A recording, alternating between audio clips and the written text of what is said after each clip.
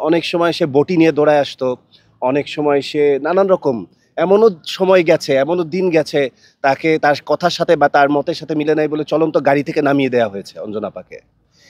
অঞ্জনাপার স্বার্থে যদি প্রয়োজন হয় ডেফিনিটলি আমি মামলাতে যাবো। অবশ্যই ভীষণ দুঃখজনক এবং অঞ্জনাপার সাথে আমি এত বেশি রিলেটেড এবং এত বেশি কানেক্টেড যে কারণে বেসিক্যালি আমার আজকে পর্যন্ত এফডিসিতে আসা। কারণ এখানে অঞ্জনাপা বলে কথা। কারণ আমার তার কাছে তার মৃত্যুটা অবশ্যই স্বাভাবিক না। অবশ্যই মৃত্যুটা স্বাভাবিক না। কারণ মৃত্যুটা স্বাভাবিক হলে এত প্রশ্ন বা এত জল্পনা কল্পনার সৃষ্টি হতো না। আর সবচেয়ে বড় বিষয় হলো যে যে মৃত্যুটা স্বাভাবিক সেই মৃত্যুটা এমনিতেই বোঝা যায় যে মৃত্যুটা স্বাভাবিক বা আ উনি এই কারণে বা অমুক রোগবশত বা উনার এরকম অ্যাক্সিডেন্ট বশত সে মারা গেছে।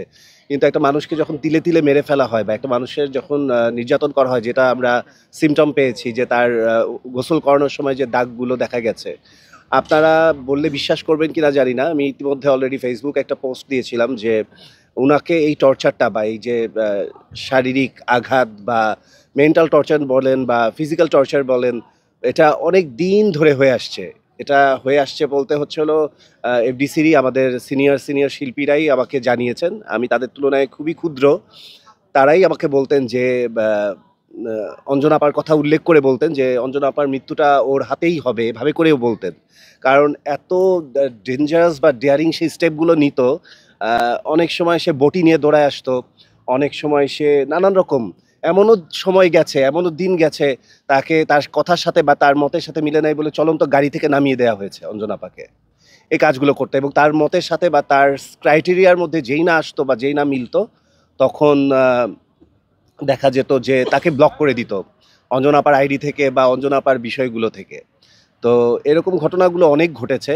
আমি একটা ছোট্ট ঘটনা বলি। তো ওর মনি যেটা ও বেশ কিছুদিন আগে বছরখানেক হবে। বছরখানেক আগে সে একটা Facebook এ ছবি পোস্ট করে। সে আ লন্ডনের একটা ভিউর ছবির মধ্যে সে নিজের ছবিটা এডিট করে বসিয়ে দেয়। তো স্বাভাবিক যেহেতু আপনারা জানেন আমি কোরিওগ্রাফার। ছবি নিয়েই আমার কাজ। একটা ছবি ফটোশুট বা একটা ছবি আমি এডিট বুঝি। সো এই এডিটিং নিয়ে আমি ওকে কথা বলি যে, "তুমি এই ছবিটা আ তো লন্ডনে না। তোমার এডিটটা ভালো হয় নাই। তুমি যদি এটা প্রচারও করো যে এটা তুমি লন্ডনের ছবি, তাহলে এটা তো তোমার ডেফিনিটলি এডিটটা হইতে হবে খুবই আরো বেশি কি বলে?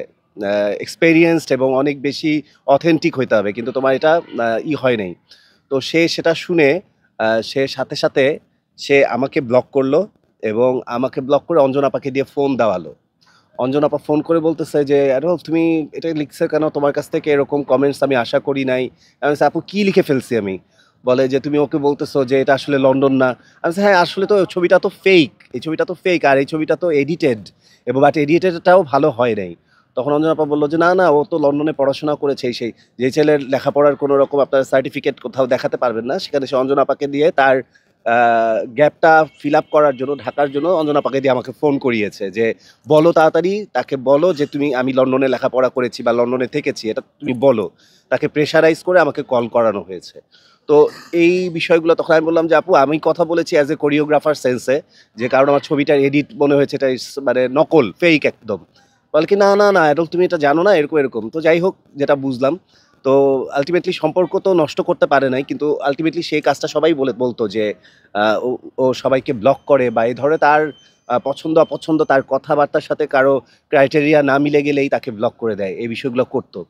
তো তার ক্রাইম বা তার আ আ এই দুঃসাহস বা তার যে আ অনিয়ম বা দুর্নীতি বা অবিচার যেই কথাটাই অবহেলা যেটাই বলি না কেন, আজকে পর্যন্ত আপনারা তার প্রমাণ পেয়েছেন।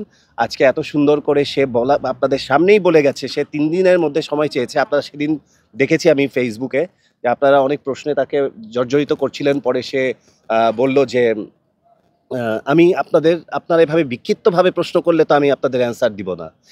এইটা আমি এতদিন ধরে কাজ করি ইন্ডাস্ট্রি। আমি বোধহয় আমার কোনো সাংবাদিক ভাই-বোনদেরকে কোনোদিন এইভাবে কথা বলার মানে সাহসও বা দুঃসাহসও দেখাইনি যে, আপনাদের এই বিক্ষিপ্ত প্রশ্ন বা এত প্রশ্নের উত্তর তো আমি দিব না।